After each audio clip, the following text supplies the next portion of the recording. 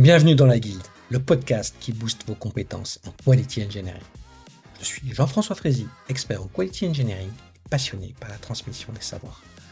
Chaque semaine, je te partage des astuces pour transformer ta façon de travailler en Quality Engineering. Installe-toi bien, on est parti pour un nouvel épisode rempli de conseils concrets. N'oublie pas de t'inscrire à ma newsletter pour recevoir du contenu exclusif et ne rien rater. Chaque semaine, je te livre des méthodes actionnables, des outils efficaces et des stratégies sur les meilleures pratiques du moment, avec des formats courts, pratiques et accessibles à tous. Alors abonne-toi maintenant pour ne rien rater. Bonjour et bienvenue dans ce 4e épisode de la mini-série de la Guilde sur l'art de l'automatisation des tests, toujours avec Fodé Cissé. Aujourd'hui, on va voir comment l'IA ouvre les perspectives au-delà de la hype, parce que je pense que tous les jours, on dit que l'IA va nous remplacer. On va essayer de voir un peu ce que apporte l'IA et vraiment ce que ça a changé, mais vraiment dans le cadre de l'automatisation. Sinon, on ne tiendra jamais 15 minutes. Déjà, en 15 minutes, c'est ambitieux. Grand max pour pouvoir en parler. Voilà. Déjà, tu veux me dire, à tes yeux, qu'est-ce que t'apporte l'IA et qu'est-ce que c'est pour toi l'IA dans ton quotidien d'automatisation des tests et de l'industrialisation? Euh, au tout début, quand l'IA est arrivée vers 2023, quelque chose comme ça, l'IA générative, hein, je parle, ChatGPT, euh, j'ai dépensé 5 000 € dans une formation IA par FOMO, c'est-à-dire la peur de passer à côté de quelque chose. Donc ça, c'est le résultat après. Je, je ne regrette rien par rapport à ça, parce que ça m'a permis quand même d'apprendre beaucoup de choses. Mais le marché n'était pas prêt. J'ai eu 3 clients. J'étais positionné sur d'autres niches qui n'ont rien à voir avec l'automatisation des tests logiciels. J'en ai eu 3 clients, 2 clients tests, et ensuite le projet s'est arrêté. La leçon dans ça, l'IA amplifie ce que tu as déjà. Si tu es désaligné, elle va amplifier ton désalignement. Donc ça, c'est la première des choses en fait qu'il faut savoir par C'est rapport à ça. intéressant comme feedback. Donc voilà. Donc, sur la partie des tests logiciels, en fait, ce n'est pas une baguette magique, en fait. L'IA peut générer du code pour tes tests, mais il ne pourra pas gérer, maintenir tout ça tout seul. C'est important de voir ce côté-là. Il te donne déjà les premiers jets, donc c'est un copilote en soi. Tu sais, c'est à toi de venir par la suite, regarder qu'est-ce qu'il t'a produit, est-ce que ça tient vraiment la route, parce qu'il peut se tromper. Il est nourri par des millions de données et ces millions de données, il y a des fakes aussi. Donc, si toi tu n'es pas capable de faire la différence entre ce qui est bon et ce qui n'est pas bon, tu peux créer de la dette technique ou tu peux créer des faux tests ou tu crées des trucs qui ne sont pas basés sur des fondations solides. Donc ça, c'est important de comprendre aussi lorsqu'on va parler de l'IA. Ok, c'est bien, c'est un bon postulat de départ. Et aujourd'hui, qu'est-ce que ça t'apporte, notamment dans ta mission actuelle, dans l'automatisation? Alors, Playwright, c'est quand même l'un des outils qui sait. Est-ce que c'est le mieux? Du moins, le premier à intégrer vraiment de façon connectée à l'IA avec du MCP, des skills. Voilà, ils ont fait des choses, des agents autour de Playwright. Aujourd'hui, voilà. Qu'est-ce que ça t'apporte? Est-ce que ça accélère ton travail? Des fois, ça peut le ralentir. Est-ce que tu as le risque de voir, t'as des gens qui s'y mettent dessus, mais du coup, c'est ni fait ni à faire. Tu dois reprendre le travail. Un peu des deux, peut-être. Je ne sais pas. Je pense que c'est comme tout. Si tu connais pas les bonnes pratiques. Enfin, moi, je pars du principe que tu connais pas les design patterns, tu peux automatiser très vite, mais très vite avoir des tests jetables, globalement grâce à l'IA. Donc oui, tu peux vite créer, mais tu peux avoir une dette stratosphérique qui arrive. Oui, aujourd'hui, honnêtement, pour te dire, l'IA, je l'utilise dans tout, que ce soit dans les trucs perso, dans les tests, dans mes formations, en consulting, je l'utilise partout. Pourquoi? Parce que l'IA, c'est un outil de productivité. C'est pour cela, je l'ai mis dans mes formations. J'aide les testeurs déjà qui ont appris à utiliser les frameworks comme Cypress, comme Playwright, à utiliser aussi cet outil, les intégrer dans leur quotidien d'automaticien des tests pour accélérer tout ce qu'ils font comme test. Parce que c'est important. L'IA n'est pas là pour nous remplacer. Ça, c'est la première des choses. Il est là pour nous augmenter. Donc, si on sait comment on l'utilise, il va nous faire gagner énormément de temps. Par contre, si tu ne sais pas l'utiliser, ça va être un frein pour toi. Au lieu que ça t'accélère, ça va juste te régresser. Du coup, en le voyant dans ce contexte-là, moi, je l'utilise aujourd'hui pour faire de la génération assistée sur mes tests, parce que j'utilise en production, en consulting. Je décris un scénario, il génère le squelette par rapport à mon scénario, je les challenge par rapport à ce qu'il m'a sorti, et puis ensuite, j'affine ça et je l'utilise. Donc, tu auras déjà 30 à 40% du temps juste en faisant ça parce que tu as mâché le travail avec l'IA. Ensuite, c'est l'analyse de mes logs et des signaux faibles, en fait. Par exemple, imaginons que j'ai des runs qui tournent et puis les résultats ne sont pas tout à fait concluants comme je le souhaitais ou qui sont un peu flaky euh, une fois sur 10 comme ça. Je peux aller analyser pour confronter mon analyse à l'analyse de l'IA. Donc, c'est important de voir aussi dans ce contexte-là. Et du coup, en fonction de ce qu'il me fait comme retour, je peux amener à corriger par rapport au retour de l'IA.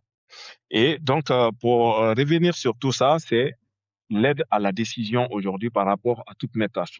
Quand je veux faire quelque chose, je priorise avec l'IA, je planifie et puis ensuite, je passe à l'action. Parce que j'ai déjà cette première base qui est déjà en moi et l'IA, je l'utilise comme copilote.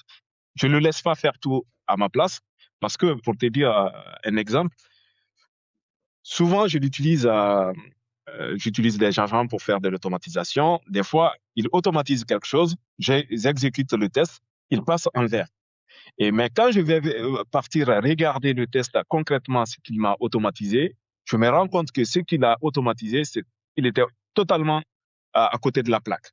Donc, pour quelqu'un qui vient de démarrer sur l'automatisation et qui prend l'IA comme ça, il va se dire, OK, c'est génial, l'IA, il peut tout faire pour moi. Donc, je vais dire à l'IA de créer mon scénario et je vais me focaliser sur ça. Il va automatiser, il va voir que son test passe au vert. Il va pas aller regarder est-ce que le test teste réellement ce qu'il est censé tester par rapport à son application. Donc, ça, c'est déjà un gros blocage que je vois aujourd'hui. Et moi, je pense que c'est ce type d'analyse qu'on doit faire aujourd'hui lorsqu'on met l'IA à son quotidien, à ses services, euh, dans l'automatisation des Ouais. tests. C'est super intéressant. Et si on va un peu plus, tu as parlé d'agent IA, mais comme forcément tu as fait de l'IA avec de l'agentique en dehors des tests, c'est quoi les outils que tu utilises le plus N8N, t'en as d'autres comment tu fais pour voilà, mélanger un peu peut-être ces outils-là, le no-code, pour aller encore plus vite et être plus efficace? Ouais. Donc, du coup, si tu as remarqué quelque chose, je sais pas, depuis l'arrivée de l'IA générative, il y a quelque chose qui sortait souvent, ou même dans les postes, c'est l'automatisation, l'automatisation, l'automatisation, tu vois. Donc, c'est important d'abord de faire la distinction entre deux types d'automatisation. Il y a l'automatisation classique qui est basée sur des règles. Par exemple, on appelle ça la RBA, Role-Based Automation. Si telle condition, alors tu fais cette action. Donc, ça, c'est déterministe, tu vois. Ensuite, il y a l'automatisation intelligente. Ces types d'automatisation, c'est l'automatisation de process automation. Si cette situation est ambiguë, alors l'agent va analyser cette situation et il va prendre des décisions. Donc là, déjà, tu vas gagner du temps en faisant ça. Donc, la première suit des instructions et la deuxième, qui est ici les agents, va prendre des micro-décisions et c'est le passage du script à l'agent.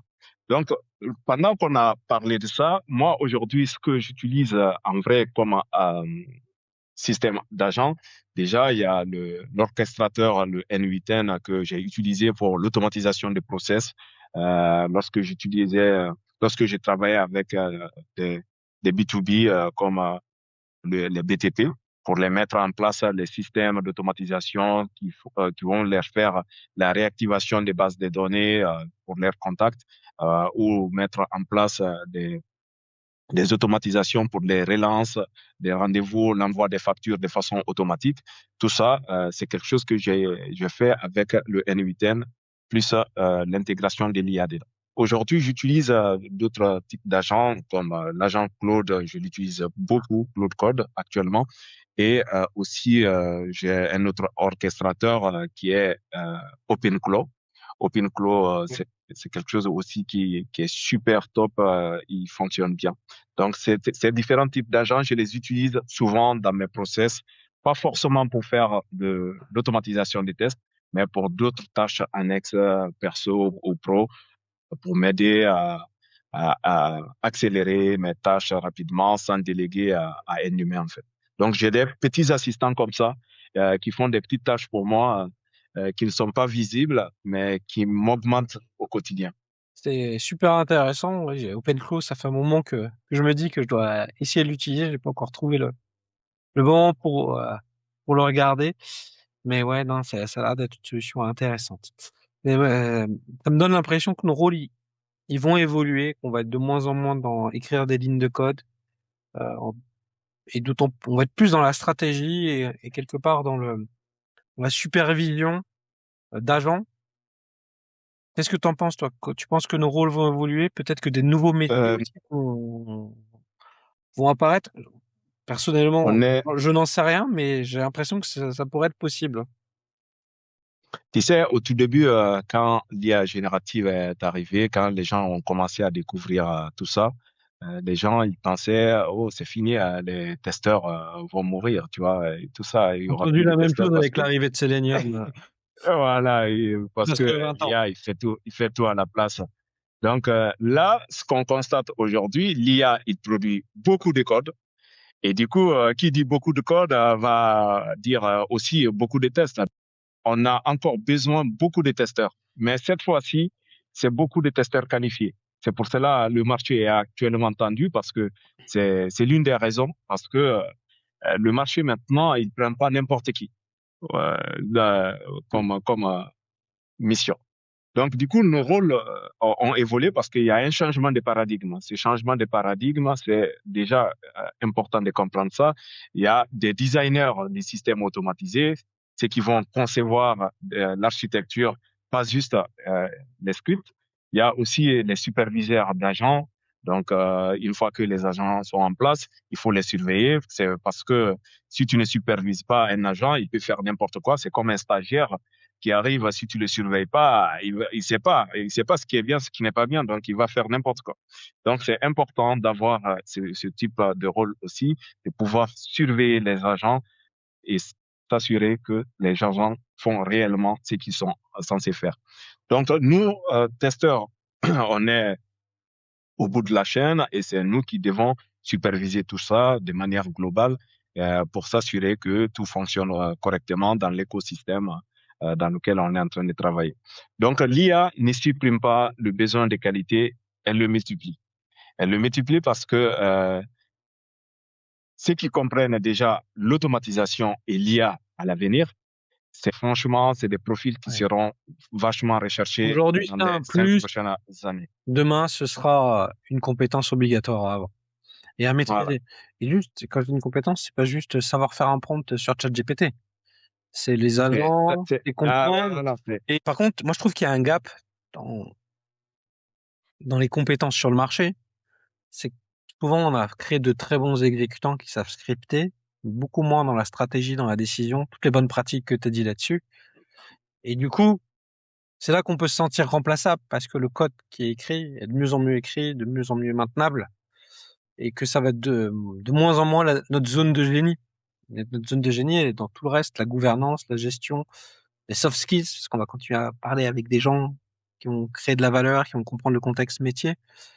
Et par contre, il faut comprendre comment ça marche toujours dedans pour être sûr que les agents ne font pas n'importe quoi. Donc, ouais, il y a une espèce de paradoxe du moment. On verra d'ici 2-3 ans comment ça a évolué. C'est ça, c'est ça. C'est un peu tôt de se dire qu'est-ce qui va arriver parce qu'avec tout ce qui sort tous les jours, des nouveaux outils et tout ça, Oui, puis on en parlera d'ici 3 ans. Mais ce qui est important de savoir, il faut suivre le marché en fait. Il faut tout suivre va le marché. dépendre, Faut- de l'évolution des prix de ces solutions-là. Aujourd'hui, C'est ça. elles ne représentent pas le coût qu'elles génèrent pour ces entreprises-là, qui les vendent presque à perte. Ouais. Donc, bah, tu vois, là, on a vu, mais copilote, les prix des tokens commencent à exploser. Oui, Je ne sais pas ce que ça va donner, globalement. Euh, on verra. on verra. Franchement, moi, je ne sais pas, mais ce qui est sûr, c'est que c'est des compétences à maîtriser et qu'il va falloir le mettre en place et le regarder. Et de toute façon, la conclusion que moi j'ai sur ça, c'est qu'il faut qu'on se forme sur C'est ça. l'automatisation, les meilleures pratiques, la stratégie, les soft skills et l'IA. Et ça tombe bien, Ça, parce que dans le ça part prochain parfait. épisode, on va parler de formation, de comment bien se former, notamment à l'automatisation. Merci Fodé pour cet échange. Et bah, je te dis à très vite pour le 5e épisode pour qu'on puisse parler de formation. Merci d'avoir écouté cet épisode. C'est grâce à toi que la guilde continue de grandir. Si tu as aimé, n'hésite pas à partager autour de toi et à laisser un avis 5 étoiles sur ta plateforme préférée. Je te donne rendez-vous au prochain épisode avec encore plus de conseils pour booster tes compétences.